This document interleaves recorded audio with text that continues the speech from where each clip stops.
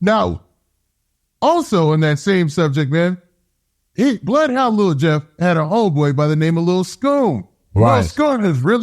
Lil Scoom was really blowing up in the Chicago drill rap scene, man. Just the drill rap scene, period. Like all the pages were posting Lil Scoom. Right, yeah. And only a few days, I want to say maybe a week or so after that, after Bloodhound Lil Jeff lost his life, Lil Scoom loses his life, man. Shot and killed.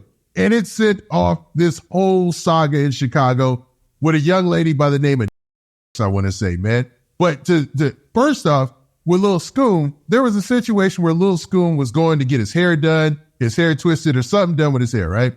Right. And he calls his mom and tells his mom that, hey, man, something don't feel right.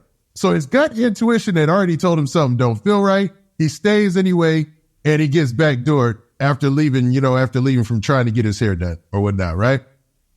In those situations, what do you feel? And what do you know about the Lil Scoom situation that you like, that or your thoughts about it, I should say?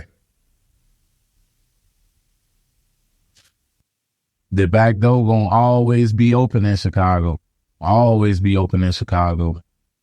Some people just, especially women, that shit be so crazy because women just be placing themselves in niggas' beefs and ending up getting themselves killed. Like, cause a lot of motherfuckers use women to backdoor niggas.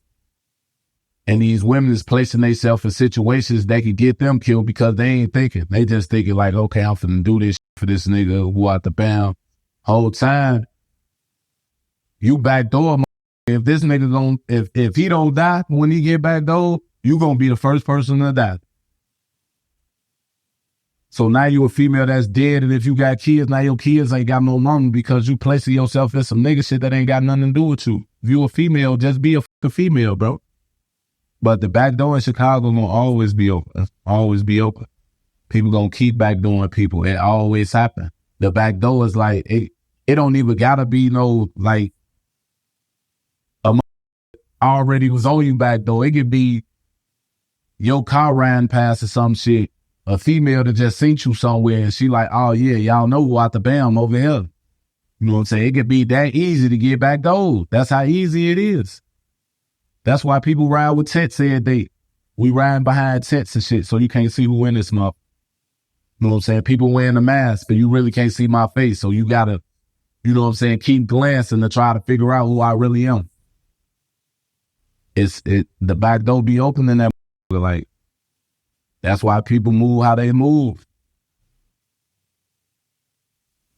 What's odd is when you think of, like, if I was a young lady, man, there would be no way in the world somebody would convince me to get inside some dudes beef because, number one, a lot of dudes aren't built for beef in the streets like that. You know what I'm saying? And as a lady, like that, it's mind boggling. You know what I'm saying? Like, why, like, for what purpose? Because the rumor is that the young lady that allegedly, and we don't know for a fact, allegedly helped set up Lil Scoom didn't even get paid for it.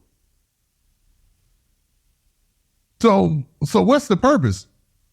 See, one of them who convinced her into doing it probably one of her niggas or something. You know what I'm saying? A baby daddy, anything. It could be for love, you feel?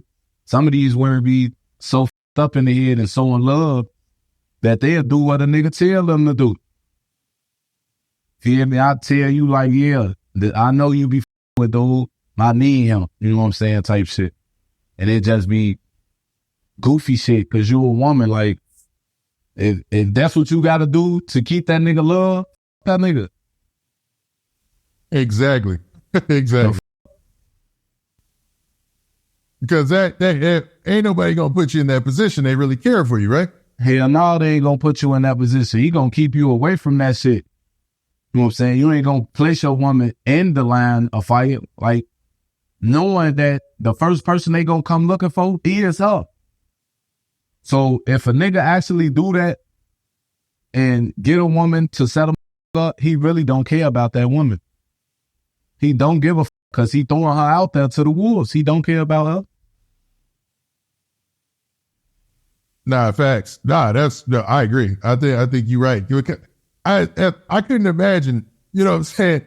It's just like putting like your girl in harm's way like that. Like it's crazy, man. But We see it happen all the time. So the Lil Scoom situation, it played out on social media. Everybody was looking for this young lady, tracking her, trying to see what happened. The video comes out of him. They're trying to place another young lady in it. And people are making obituaries. I mean, it was wild. Did you see the Lil Scoom situation play out?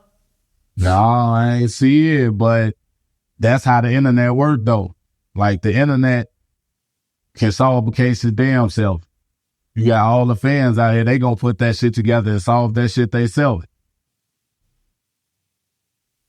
Yeah, and I've seen them go some leaks. I'm talking about hacking into videos or to car places, like even with the O Block 6 situation. And no disrespect to your friends and whatnot, but they like before, like once the case kicked off or whatever, they went to getting the videos and putting them on Reddit from like where the cars were impounded by the police. It was crazy. I was like, yo, these fans today and the bloggers today are something different. You know what I'm saying? So obviously anything like this, they're going to be on people's head. And it looked like, man, for a while they were tracking this young lady that people were accusing. They weren't 100% right about, but man, they were tracking her for a long time and, really, really, really on her heels on social media.